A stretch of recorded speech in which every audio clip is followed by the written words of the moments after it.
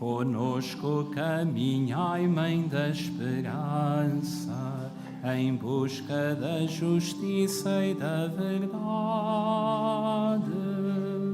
Jesus ressuscitado é o caminho, vós sois a Mãe da nova humanidade. Totus tuus, Maria, totus tuus, Maria, Mater Christi, Mater Ecclesiae, totus tuus, Maria.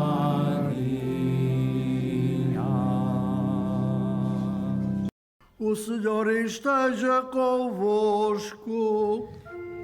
Ele está no meio de nós. Evangelho de Nosso Senhor Jesus Cristo, segundo São João.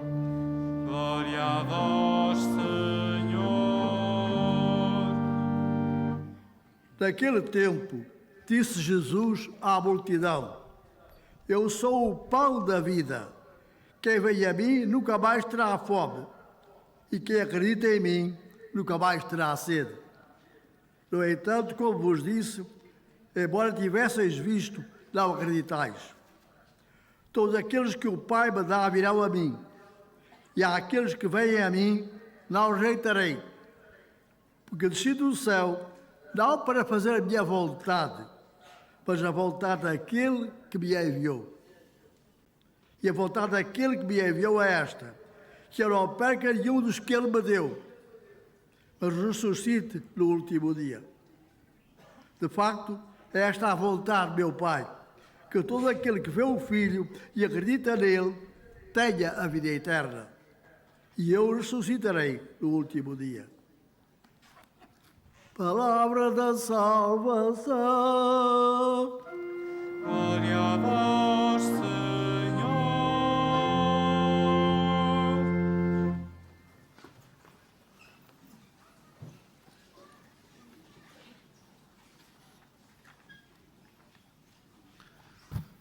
Caros peregrinos, a primeira leitura que escutamos hoje do livro dos Atos dos Apóstolos continua-nos a contar as peripécias, as aventuras, os desafios da Igreja primitiva após a ressurreição de Jesus. E hoje começamos a ouvir as primeiras perseguições de que os cristãos foram alvo, na própria cidade de Jerusalém. E o próprio perseguidor, que era Paulo, que se vai tornar São Paulo. Porém, apesar de serem perseguidos, atacados, apesar de terem saído e abandonado Jerusalém, foram para outras terras e lá anunciaram, diz-nos o texto, com grande alegria o Evangelho. É sobre este ponto que queria contemplar um bocadinho com vocês. Se para nós o anúncio do Evangelho, ou se para nós o próprio Evangelho, não é fonte de alegria, alguma coisa está muito mal na nossa relação com Deus. Muito mal. Com certeza, um cristão não deixa de estar sujeito às doenças, aos sofrimentos, às perseguições, mas a forma como as vive depende da sua relação com Deus. Não faz sentido termos um cristão permanentemente de nariz baixo. Não pode ser. Não pode ser. Todos estes nomes que nós ouvimos, dos apóstolos, de Estevão, que tinha acabado de morrer, por amor a Deus, foram mortos. Todos. E até na morte estavam alegres.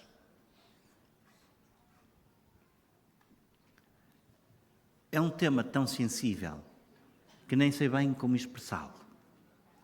Mas, na verdade, a razão é esta. Se para nós o Evangelho não é fonte de alegria, mesmo quando passamos maus momentos, algo de muito mal está na relação nossa com Deus. Muito mal. Nós não vivemos uma filosofia, nós não vivemos uma ética, nós não vivemos uma moral. O nosso ser cristão é uma relação pessoal de amizade com Jesus Cristo. Fonte de toda a alegria. Ele próprio é a fonte da alegria. Jesus não tem alegria, é a alegria. Percebem a diferença? Não sei se me consigo fazer entender bem, mas estão a perceber a diferença que existe entre ter e ser? Jesus não tem, Jesus é a própria alegria. No Evangelho, Jesus diz-nos claramente: quem acredita em mim, quem me come, quem me bebe, nunca mais terá sede e nunca mais terá fome. Porque é Ele que vem habitar em nós. É Ele que se dá em alimento em nós.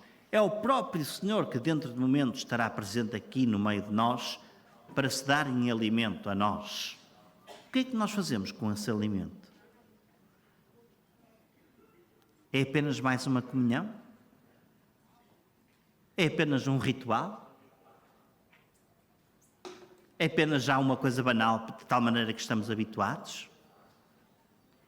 Não precisamos, porventura, de ir às origens e perceber que estamos a comungar Deus?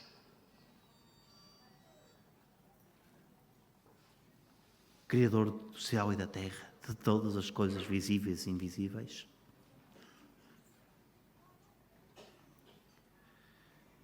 E por fim, um último pensamento.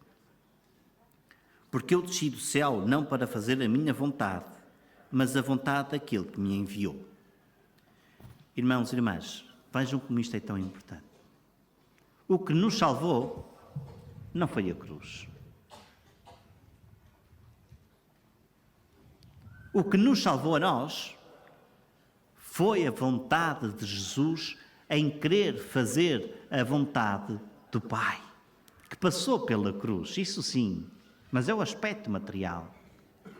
O formal, aquilo que nos salvou e redimiu, foi a vontade de Jesus em fazer a vontade do Pai.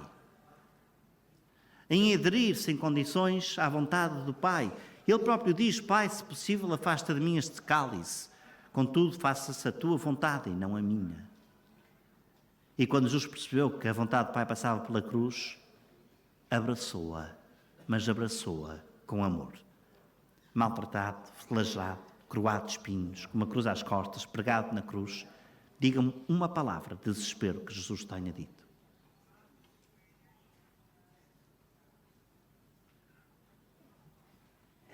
Zero. Pelo contrário, perdoa-lhes, Pai, porque não sabem o que fazem. Não lhes atribueis estes pecados. E nós? E nós que à mínima cruzinha na vida, estamos logo num vale de lágrimas. Onde é que está Jesus em nós? Onde é que está o que Ele fez por nós? Onde é que está a sua vida na nossa vida? O que é que queremos ser? Cristãos à séria? Ou cristãos que pura e simplesmente, de forma cotidiana, vão fazendo as suas coisas? E por isso, quando as coisas não correm bem, ficamos logo de arrastos.